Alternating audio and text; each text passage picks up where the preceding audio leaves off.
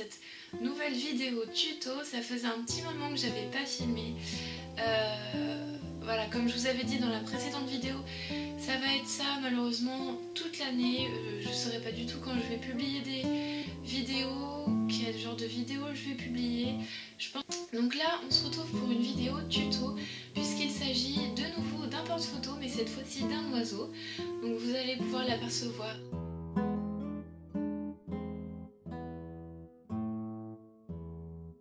Cet oiseau est assez particulier parce qu'il s'agit d'un objet phosphorescent.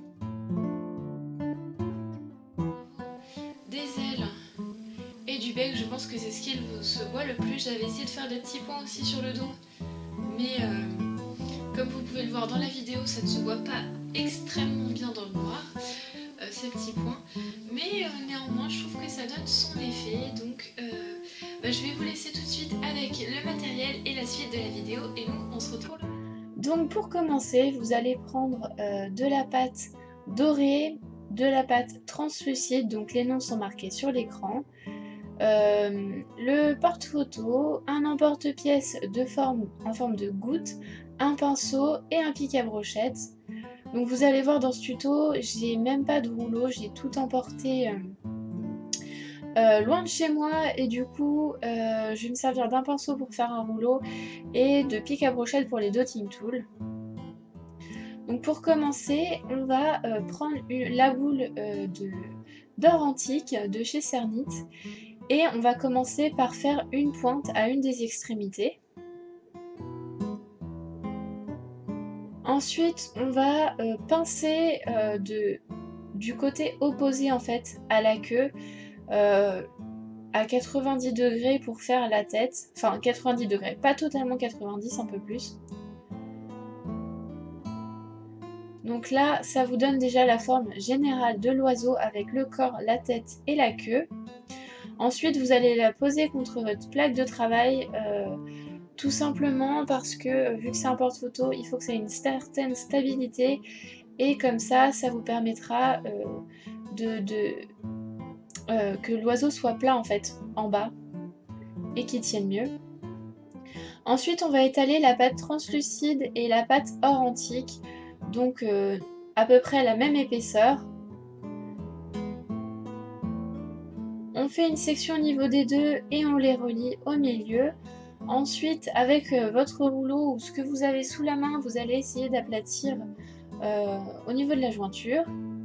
Donc maintenant, on peut prendre notre emporte-pièce goutte, donc ça va nous servir à faire les ailes.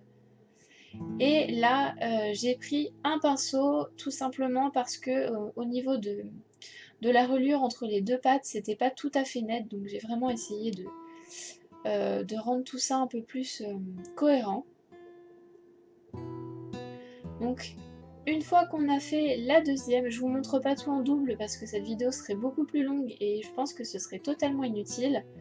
On va poser l'aile de l'oiseau sur le côté.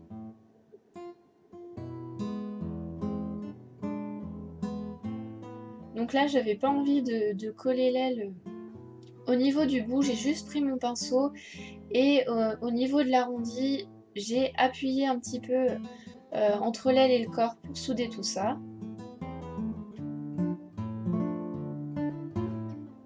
Au niveau de la pâte translucente, ça ne va pas coller au corps parce que voilà, pour donner un certain relief en fait à la création. Et on fait pareil de l'autre côté. Une fois que c'est fait, on va prendre notre bout de bois ou dotting tool pour creuser un petit peu là où il y aura les yeux en fait.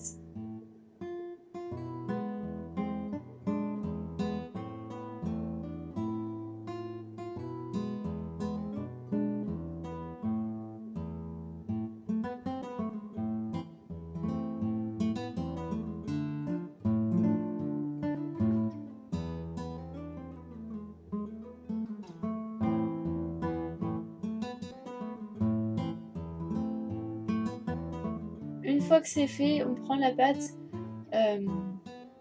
pâte phosphorescente et on va essayer de de la mettre là où il y avait le trou. Ça permet en fait qu'il n'y ait pas trop de relief au niveau de l'œil. Donc là j'ai fait un œil assez étiré, mais c'est à vous de le faire comme vous voulez, si vous voulez faire en forme de rond ou pas. Une fois que c'est fait, on fait le deuxième œil et le bec. Donc là toujours en phosphorescent.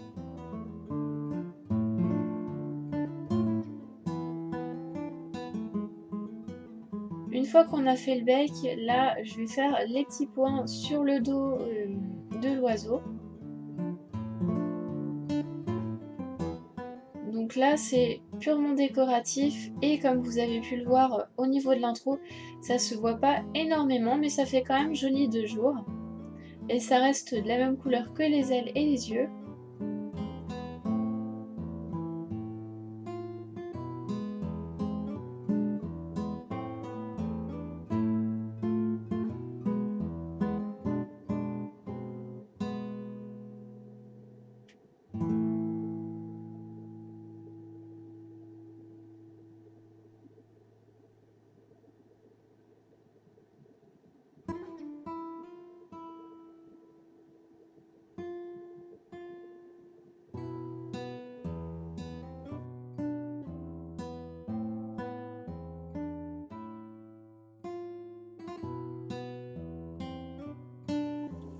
Donc là, une fois que c'est fait, on prend notre porte-photo. Donc là, il s'agit tout simplement d'un trombone et on le plante.